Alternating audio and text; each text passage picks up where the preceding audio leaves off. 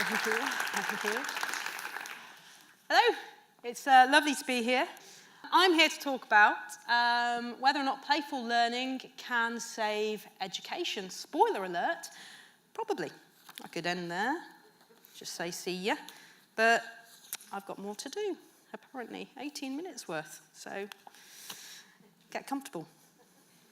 What I'm interested in is games philosophy.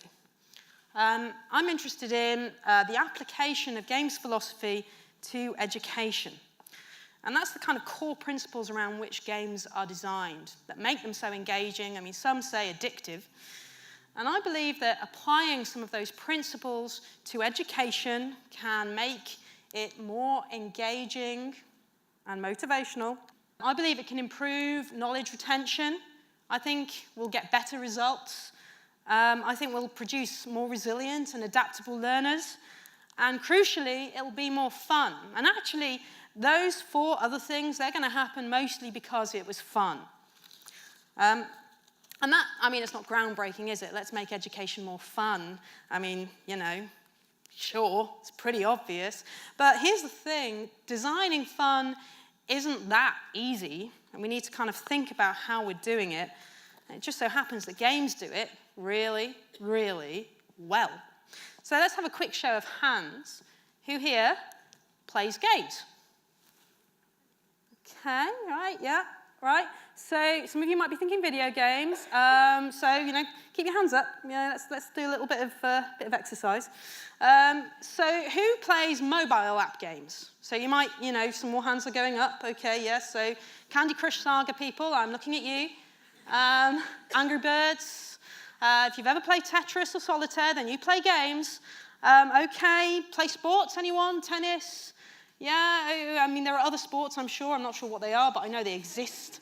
I've heard of them. I know they're out there. Things like chess. Okay, right, so a lot of us play games.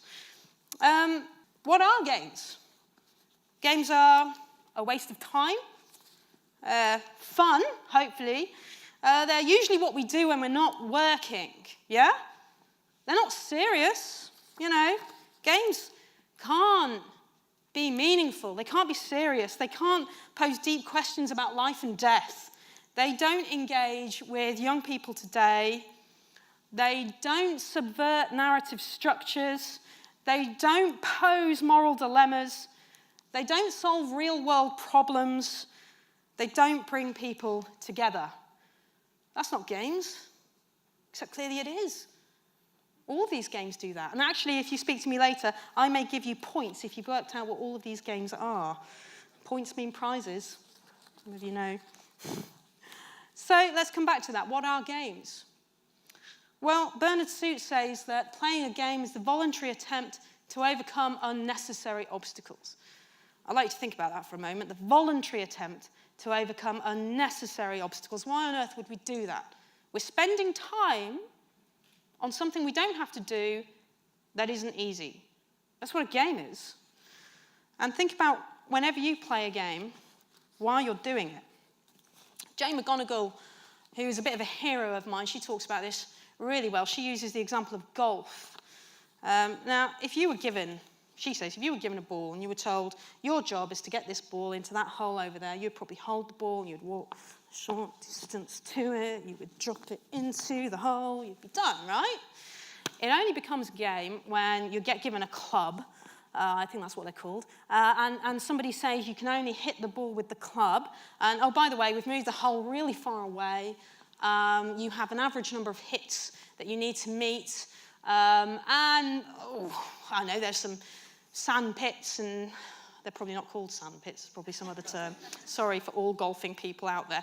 And lakes and things. I know, dragons. I don't know what you have to do to get past the obstacles in golf. Are there wizards? There might be. But you have to get past all of those things. The point is that it only becomes a game when it gets difficult. It's the same task. I just made it more difficult, and now it's fun. That's cool, isn't it? So let's move on to another idea. Jesper Juhl talks about failure in games. A key thing about this is that when you fail in a game, you don't stop playing, do you? You finish, that's it, I can never do that again. I'm terrible at this. I've decided to give up games altogether. My Super Mario guy just died. I can't possibly continue. No, that's not how people think about games. When we're playing a game, if we fail, that's learning. Now we know how to do it better. So in a game, losing is learning. And actually, Jesper Juhl takes this further. He's far more clever than me and articulate, and you should probably all read his book, and books even. But he says that, if you don't fail at all when you play a game, you actually feel cheated. You actually get cross with the game. It wasn't hard enough. I think that's pretty cool.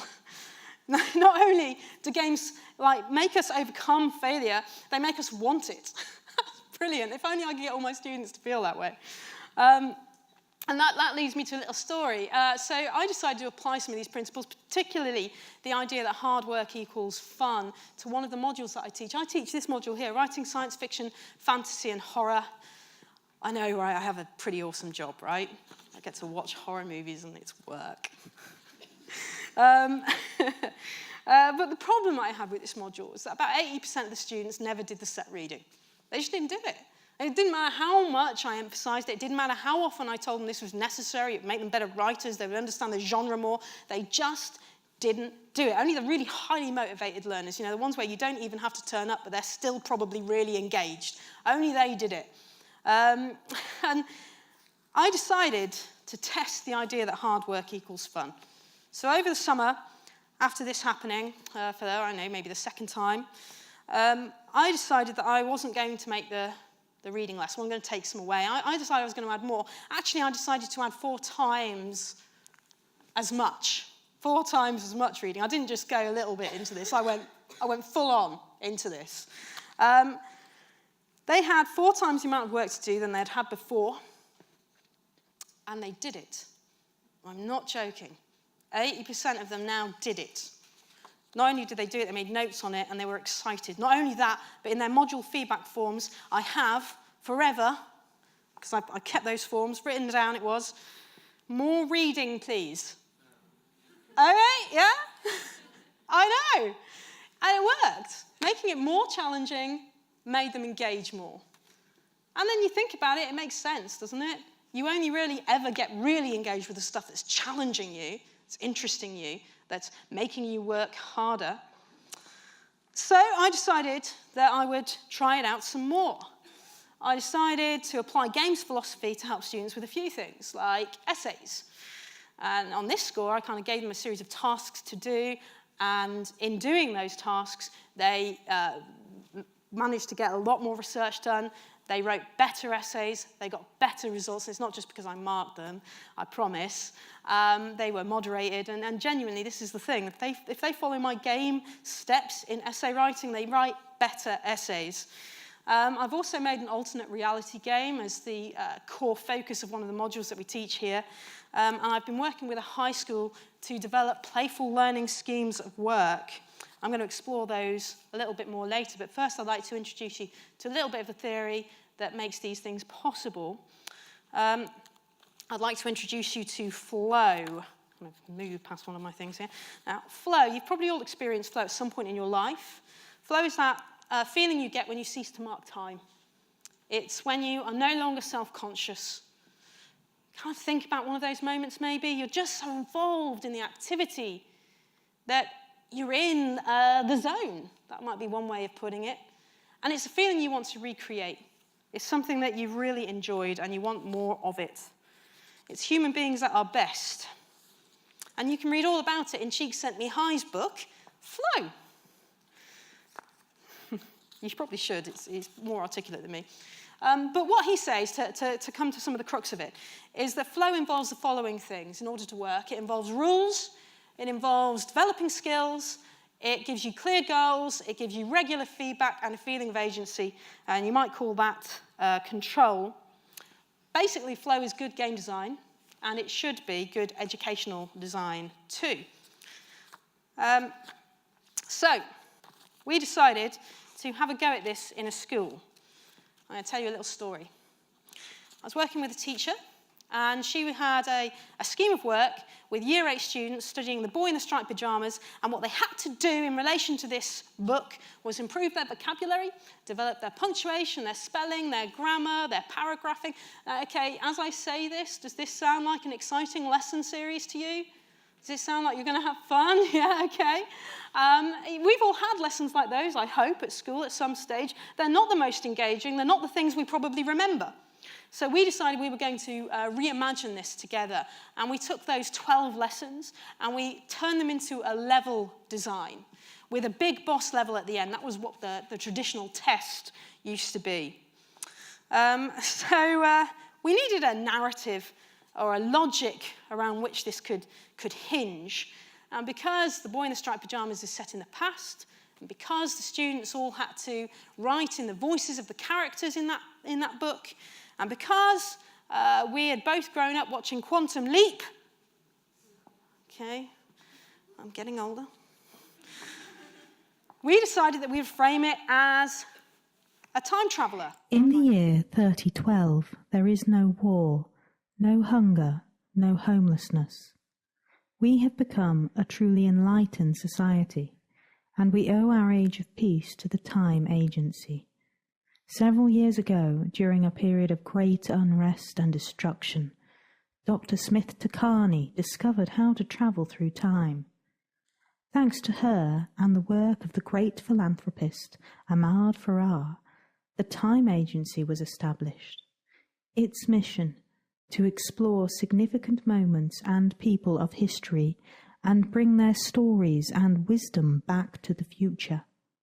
Thanks to the insights we have learned through the work of the Time Agents, we have been able to foster a better tomorrow today.